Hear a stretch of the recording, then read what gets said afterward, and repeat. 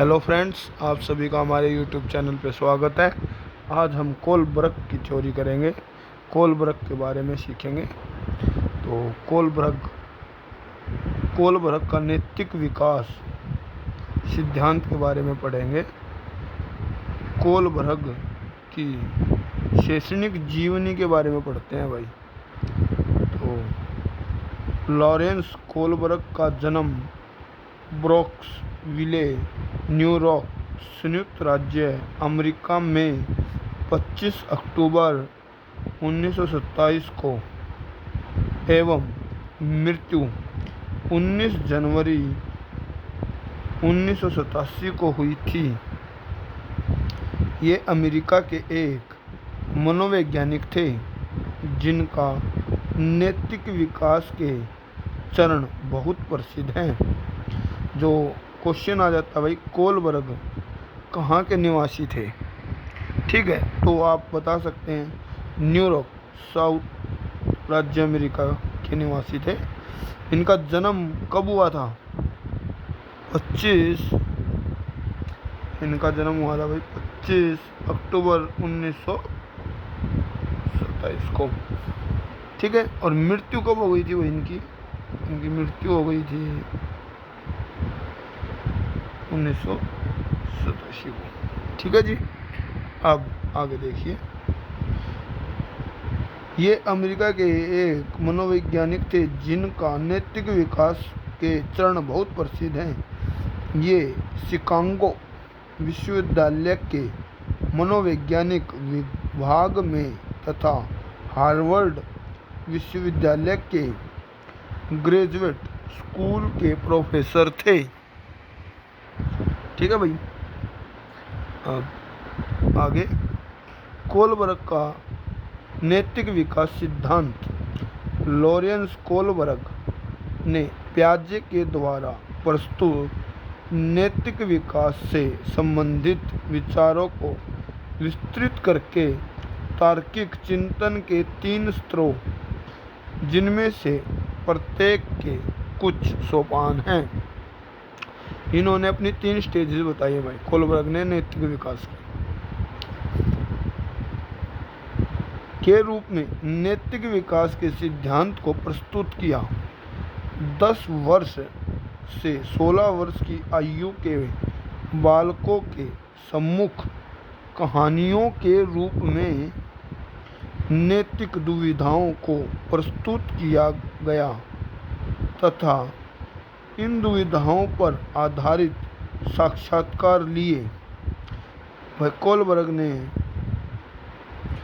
10 वर्ष से 16 वर्ष की आयु के बच्चों में जो दुविधा होती है उन पे काम किया। इन कहानियों में नियमों या बड़ों के निर्देश पालन से संबंधित अनेक नैतिक दुविधाएं प्रस्तुत की गई थी। इन साक्षात्कार से प्राप्त सूचनाओं के विश्लेषण से कोलबर्ग ने नैतिक विकास के 3 प्रमुख स्तर, 7 सोपान बताए। भाई 7 सोपान बताए कोलबर्ग ने। यह क्वेश्चंस यह आपसे पूछ लिया जाता है भाई। ये कहता है कि कोलबर्ग के नैतिक विकास की कितनी अवस्थाएं हैं? तो 3 स्तर हैं तथा उसके सोपान कितने हैं भाई? सोपान है 7, ठीक है, जिन्हें सारणी 17 से प्रस्तुत किया गया है। इन 3 स्तरों में उनकी सर्वाधिक सोपान में होने वाले नैतिक विकास की आगे चर्चा की जा रही है। भाई आगे उनके 3 स्तर हैं जो उनकी चर्चा की जाएगी, ठीक है भाई। अब देखिए भाई बच्चों, नैतिक विकास के स्तर तथा सोपान, स्टेजेस के बारे में बात होगी भाई। स्तर, स्टेज और सोपान। अब देखिए भाई बच्चों, पहली स्टेज क्या है? पूर्व परंपरागत स्तर, प्री कोविंसल लेवल। इसमें बच्चा जीरो स्टेज होती है भाई। इसमें बच्चा आत्म केंद्रित होता है, ईगो। वो बच्चा कहता है मेरी मर्जी, जिसमें कि बच्चा कहता है मेरी मर्जी। ठीक है। दंड तथा आज्ञा पालन अभिमुखी पहली स्टेज होती है, दंड तथा आज्ञा पालन। फिर बच्चा दंड वगैरह से डरने लग जाता है और आज्ञा का पालन करना आरंभ कर देता है। दूसरी यांत्रिक सापेक्ष अभिमुखीता। इसमें वह यांत्रिक, जब बच्चा बाल्यावस्था में जाता है, जो ऊपर की दोनों ही अवस्थाएं हैं, 0 वर्ष आत्म केंद्रित निर्णय, ये भी शेष अवस्था का ही पार्ट 0 से 2 वर्ष वाली का। और जब बच्चा 1 से 2 साल की स्टेज में होता है तो दंड तथा आज्ञा पालन शेष अवस्था में, तो बच्चा डरता है दंड वगैरह से, उसके कारण आज्ञा का पालन करता है। और फिर यांत्रिक सापेक्ष अभिमुखी, वह ग्रुप वगैरह में है ना स्टार्ट करता है। उसके बाद आता है भाई परंपरागत स्तर, परस्पर एक रूप अभिमुखी। इसमें बच्चा परस्पर चीज़ों को छूकर, दूसरी स्टेज में बच्चा बाल्यावस्था में, बच्चा हम इसे बाल्यावस्था कह सकते हैं दूसरे वाले को, इसमें बच्चा चीज़ों को छूकर स्पर्श करके सीखता है। ठीक है भाई। अधिकार संरक्षण अभिमुखी, अधिकार, उसे अधिकार होता है कि किसी भी चीज़ को जानना। जैसे छोटा बच्चा होता है, हम कहते हैं कि जी शेर के 4 पैर होते हैं, तो बच्चा पूछता है कि जी उसके 4 पैर क्यों होते हैं, या फिर पूरब से ही सूरज निकलता है। तो क्वेश्चंस, इसमें बच्चा क्वेश्चन करता है, क्यों, क्या, कैसे। क्वेश्चन आएंगे, क्यों, कैसे और क्यों। उसके बाद तीसरी उत्तर परंपरागत स्तर, सामाजिक, यह है किशोर अवस्था भाई।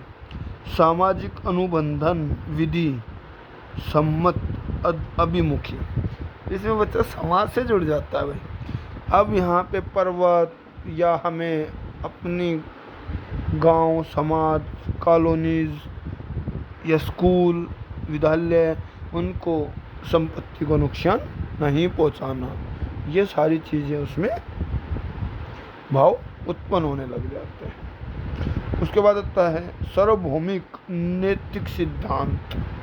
सार्वभौमिक भाई, गाय वगैरह को नहीं मारना या किसी भी जानवर को नहीं मारना, वो सारी चीज़ें उस बच्चे में उत्पन्न हो जाती है। तो यह बहुत ही इम्पोर्टेंट सारणी है भाई, हम इसे लिख सकते हैं।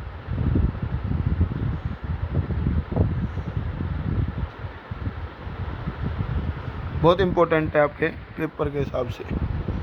ठीक है, तो आप इस स्टेज को देख लीजिए, क्योंकि यह क्वेश्चंस यहाँ से 1 नंबर का क्वेश्चंस आता ही आता है, और कई बार तो एग्जामिनर यहाँ से 2 नंबर का क्वेश्चंस भी दे देता है।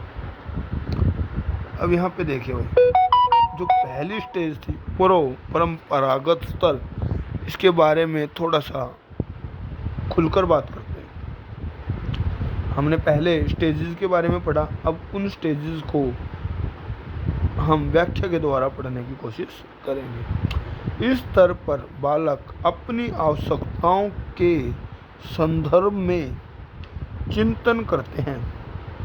इस स्तर पर बालक अपनी आवश्यकताओं के, जो उनकी आवश्यकताएं होती हैं, उनके संदर्भ में चिंतन, उन चीज़ों को ही खोजते हैं जो उनको आवश्यकता है। नैतिक दुविधाओं से युक्त प्रश्नों पर उनके उत्तर प्राय उनको होने वाले लाभ या हानि पर आधारित होते हैं। जो छोटे बच्चे होते हैं वो अपनी आवश्यकताओं के अकॉर्डिंग ही चीज़ों को ढूंढते हैं जिससे कि उनको फ़ायदा हो। नैतिक कार्य अच्छा या बुरा कार्य में निहित होते हैं, या तो वो बच्चा अच्छा मानेगा या बुरा।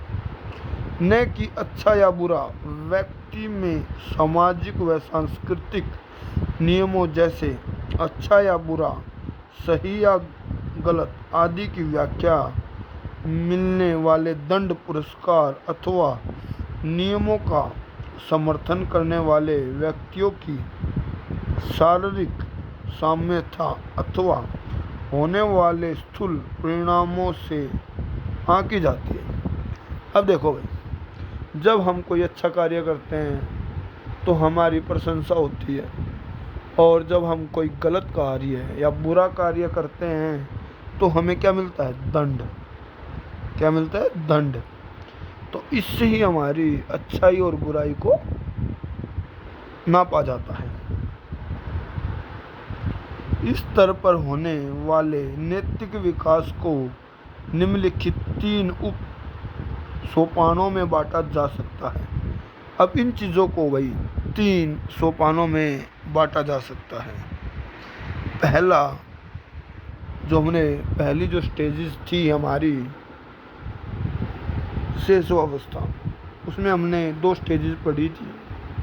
उसमें देखिए, जो 0 वर्ष थी वो आत्म केंद्रित निर्णय था।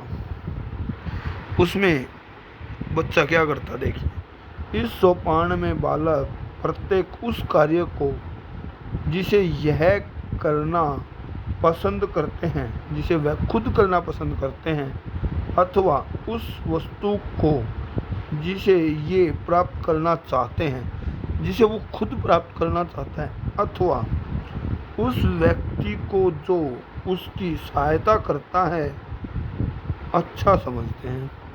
देखो भाई, अब आप लोग सीटेट या डीएसएसबी या किसी भी कंपटीशन एग्ज़ाम की तैयारी करते हैं, जो आपकी मदद करेगा तो आप उसे क्या समझेंगे? अच्छा। ठीक है भाई, जो वस्तु आपके काम आ सकती है तो आप उसी चीज़ को अच्छा मानेंगे ना भाई।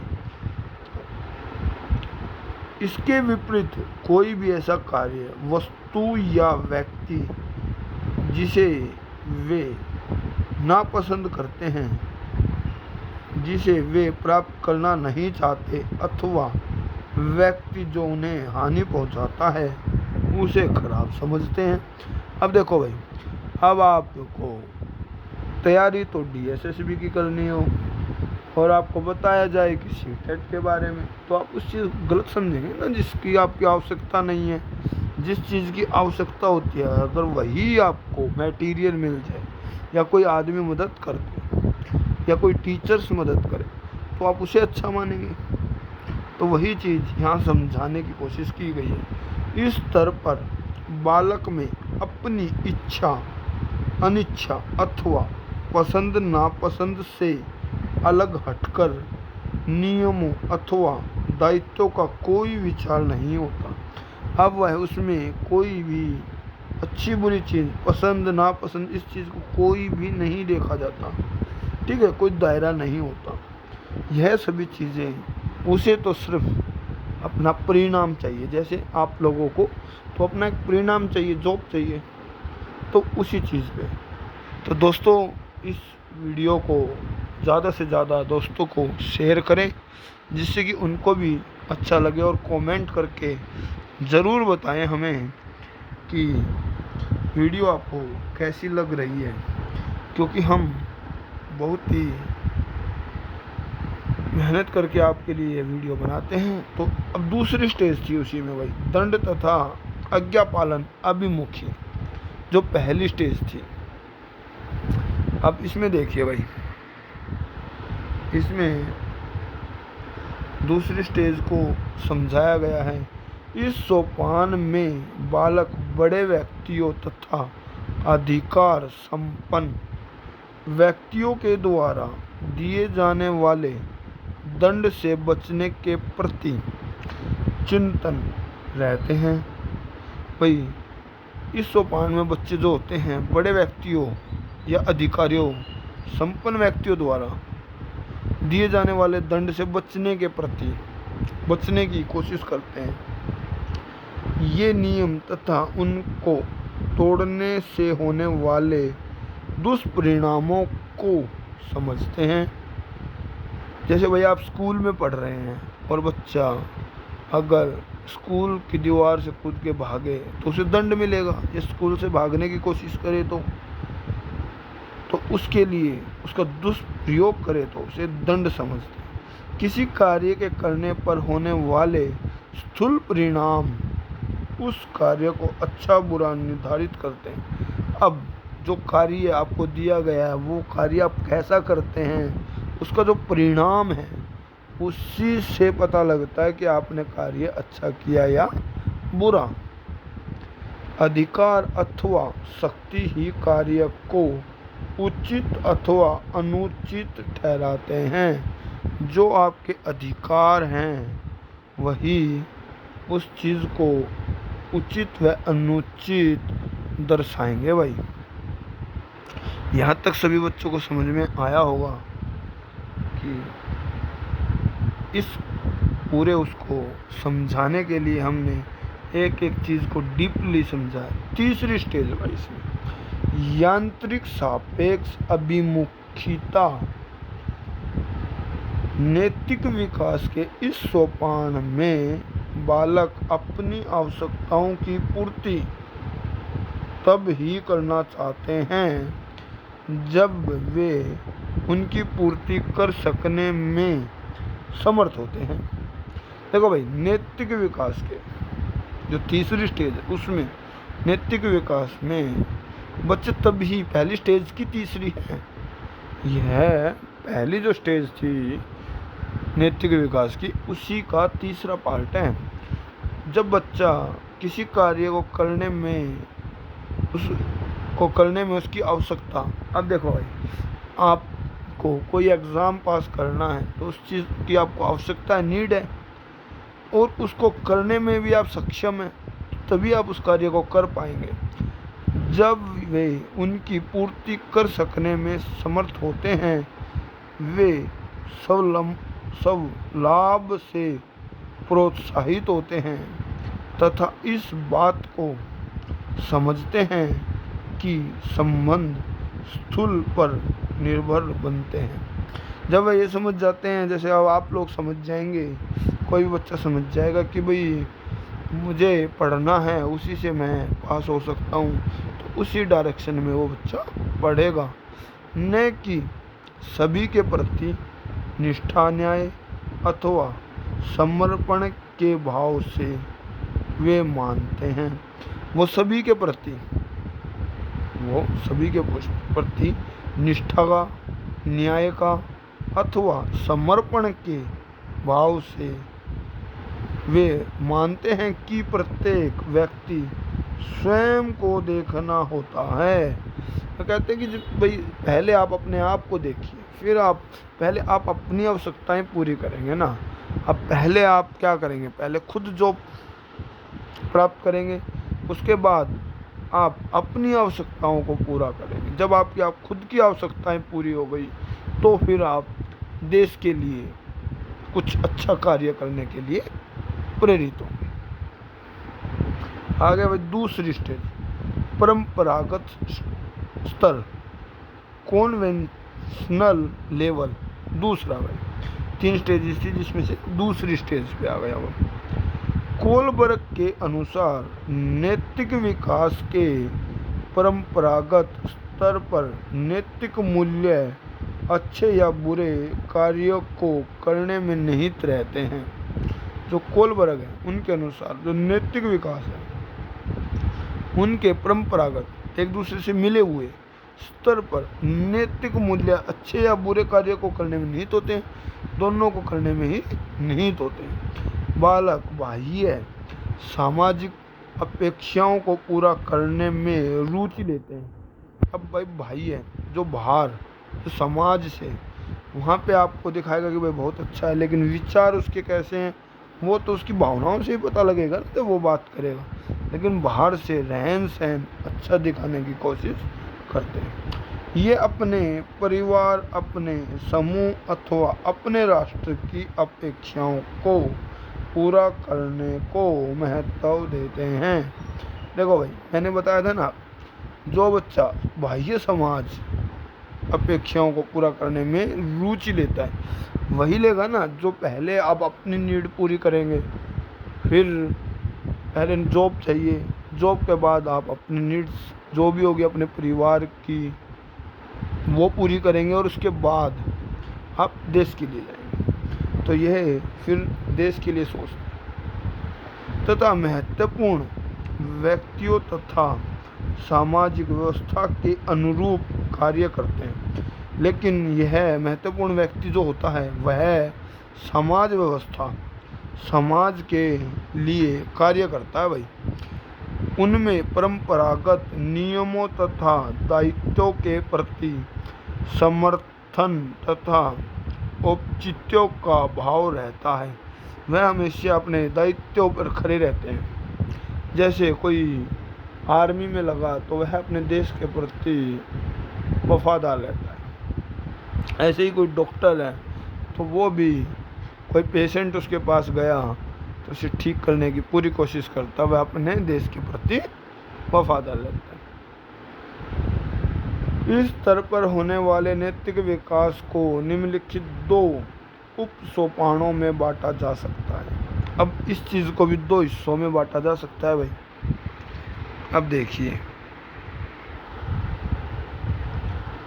अब इसको किस किस चीज़ में बांटा जा सकता है ये देखिए। पहला, परस्पर एक रूप अभिमुखी। इस सोपान में बालक अच्छा बनकर अन्य व्यक्तियों से प्रशंसा प्राप्त करना चाहते हैं। भाई आप लोगों ने देखा होगा कि कोई भी अब बच्चा शैशवावस्था से बाल्यावस्था में आ गया है तो उसमें बच्चा क्या करेगा, जब आपके घर पे कोई मेहमान आया तो वो बच्चा अपने आप को क्या दिखाएगा, बहुत अच्छा, कि मैं तो बहुत अच्छा हूँ। तो वहाँ से क्या प्रशंसा करेगा कि हाँ भाई मैं तो बहुत अच्छा हूँ, दूसरे को ये दिखाने की कोशिश करेगा। ये अच्छे बालक अथवा अच्छी बालिका जैसा व्यवहार करने में रुचि लेते हैं तो वह शर्माएगा कि वह दिखाएगा कि मैं बहुत अच्छा बच्चा हूँ। जो कुछ अन्यों को अच्छा लगे तो दूसरों को अच्छा लगे, या अन्यों की सहायता करे वह दूसरों की सहायता भी करेगा, या अन्यों के द्वारा स्वीकृत हो वही उत्तम माना जाता है। जो दूसरों को अच्छा लगे वही अच्छा माना जाता है। बालक दूसरे व्यक्तियों के भाव तथा इरादों का ध्यान रखने की आवश्यकता के प्रति सजग रहते हैं। वह दूसरों के जो भाव हैं उन पे ज़्यादा निर्भर करते हैं कि जैसे दूसरे ने किसी ने बोला कि आपका बच्चा बड़ा अच्छा है, बहुत अच्छा कार्य करता है, तो उनकी भाव पर निर्भर रहते हैं। इस सोपान पर सहयोग को सर्वोत्तम आचरण के रूप में स्वीकार किया जाता है। इसमें जो दूसरे हैं उनके सहयोग को सर्वोत्तम माना जाता है। दूसरी स्टेज इसी में अधिकार संरक्षण अभिमुखी। इस सोपान में बालक सामाजिक दृष्टि से स्वीकृत नियमों तथा दायित्वों के अनुरूप कार्य करने की भावनाओं से प्रोत्साहित रहते हैं। भाई इस स्टेज में बालक जो होता है सामाजिक दृष्टि से स्वीकृत नियमों, वह नियमों का पालन करना स्टार्ट कर देता है। जैसे कि रेड लाइट को जंप नहीं करना, किसी संपत्ति को नुकसान नहीं पहुंचाना, ये सारी चीज़ें, मोहल्ले में तोड़फोड़ नहीं करना या गंदगी नहीं करना, सामाजिक दायित्व में अपना योगदान देना स्टार्ट कर देता है। ये सर्वहित दृष्टि से विद्यमान सामाजिक व्यवस्था को बनाए रखना चाहते हैं। वह जो नियम बनाए गए हैं उनका पालन करना स्टार्ट कर देता है। वे समझता है कि समाज में एक व्यापक सामाजिक प्राणी है। फिर वह सोचने लग जाता है कि मैं भी एक समाज में एक अहम प्राणी हूँ, जो उसमें रहने वाले व्यक्तियों के व्यवहार को नियंत्रित करती है। जो कि उसमें जो प्राणी रहते हैं उनका व्यवहार को नियंत्रित करना जरूरी है। उनके विचार में नैतिकता का आधार जो बच्चे होते हैं उनके विचार में जो नैतिकता का आधार है वो सामाजिक व्यवस्था है, सामाजिक व्यवस्था को बनाए रखना तथा व्यक्तिगत हानि होने की स्थिति में भी नियमों का पालन किया जाना चाहिए। भलाई किसी का कोई भी चालान हो जाता है या कुछ भी हो जाता है या कोई नुकसान हो जाता है, फिर भी समाज में नियमों जो नियम बनाए गए हैं उनका पालन करना चाहिए। इसके बाद भाई आगे चलते हैं। आगे देखिए भाई तीसरी स्टेज, क्योंकि 3 स्टेजेस में बांटा गया था, अब बच्चा किशोर अवस्था में आ गया है। उत्तर परंपरागत स्तर, यहाँ पे बच्चा नैतिक विकास के इस तृतीय तथा सर्वोत्तम स्तर पर बालक उन नैतिक मूल्यों तथा नैतिक सिद्धांतों को परिभाषित करने के स्पष्ट प्रयास करने लगता है। अब जो नैतिक विकास है भाई उसकी लास्ट स्टेज में है बच्चा, तो सर्वोत्तम स्तर पर बालक उन नैतिक मूल्यों का, नैतिक सिद्धांतों को परिभाषित करता है जिनमें कि भाई किसी भी हमारी प्राचीन संपत्ति है तो उसे नुकसान नहीं पहुंचाना, बड़ों की आज्ञा का पालन करना, उनकी सेवा करना, सारी ही चीज़ें, जानवरों को नहीं मारना, तो सारे ही दायित्व निभाने लग जाता है। जिनकी सामाजिक दृष्टि से वैधता या उपयोगिता होती है, जिन जिन चीज़ों की समाज की दृष्टि से वैधता है और उपयोगिता है तथा जो परंपरागत मूल्य नियमों या सिद्धांतों से भिन्न हो सकते हैं, जो जो चीज़ें नियमों या सिद्धांतों से अलग हो सकते हैं, उन स्वाभाविक नैतिक सिद्धांतों के प्रति निष्ठा तथा अनुसरण करने की भावना होती है। उन चीज़ों में भी उसकी भावनाएं होती हैं, हर चीज़ से जुड़े रहने की। नैतिक मूल्य वस्तु उपनिष्ठ मानदंडों, अधिकारों तथा कर्तव्यों की पूर्ति में निहित माने जाते हैं। अब यहाँ पे मूल्य वस्तु, कोई भी चीज़, कोई वस्तु, उपनिष्ठ मानदंड, कोई भी रूल रेगुलेशन, अधिकार तथा कर्तव्य, सभी चीज़ों में वह निहित माने जाते हैं। इस स्तर पर होने वाले नैतिक विकास को निम्नलिखित 2 सोपानों में बांटा गया है। उसको भी 2 सोपानों में बांटा गया है भाई। अब इसमें देखिए, पहला सामाजिक अनुबंधन विधि संबंध अभिमुखी, सोशल कॉन्ट्रैक्ट लॉजिस्टिक ऑर्गेनाइजेशन। इस सोपान के अंतर्गत उचित कार्यों को आलोचनात्मक ढंग से परखकर समस्त समुदाय के द्वारा स्वीकृत किए गए सामान्य व्यक्तिगत अधिकारों व मानदंडों के रूप में परिभाषित करने की प्रवृत्ति आ जाती है। अब देखिए भाई, ये जो सोपान है इसके अंतर्गत उचित कार्य है, जो उचित कार्य है उनको और उनकी आलोचना ढंग से परख कर, आलोचनाओं को परख कर समस्त समुदायों के द्वारा, अलग अलग आदमियों के द्वारा किए गए सामान्य व्यक्तिगत अधिकार, जो सामान्य आदमी उनके अधिकार व मानदंड के रूप में परिभाषित करने की प्रवृत्ति आ जाती है। व्यक्तिगत मूल्य तथा विचारों के सापेक्षवाद के प्रति जागरूकता के फलस्वरूप आम सहमति पर पहुंचने के लिए कार्यरत नियमों पर बल दिया जाने लगता है। अब उसके बाद क्या होता है भाई, जो व्यक्तिगत है, व्यक्ति है, उसके मूल्य और उसके विचार सापेक्ष के प्रति जागरूकता, जागरूक हो गए ना भाई।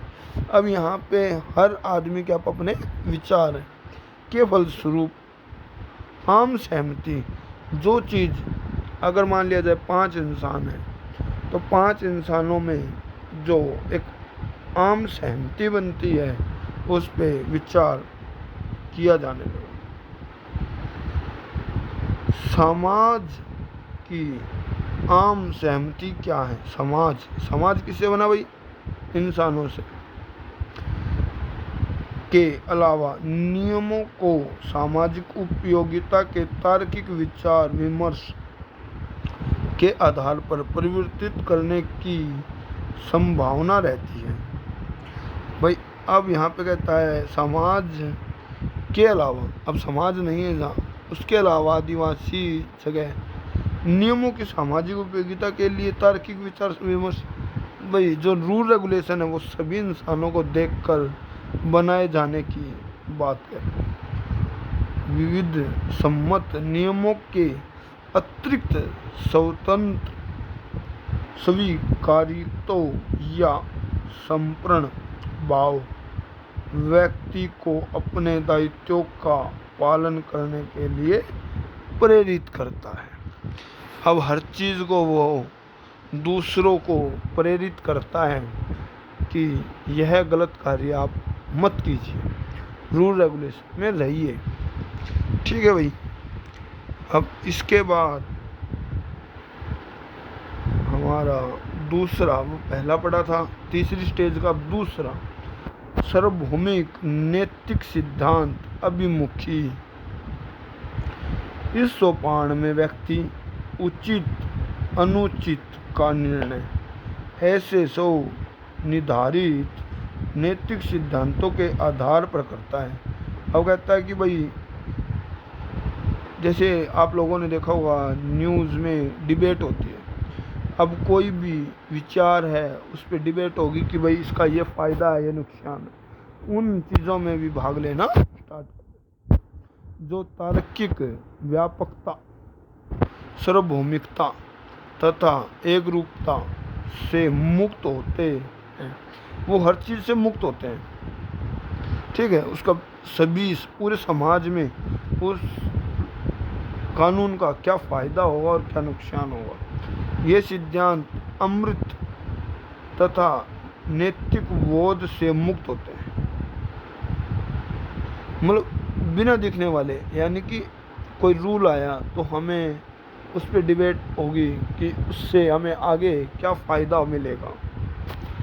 ठीक है भाई।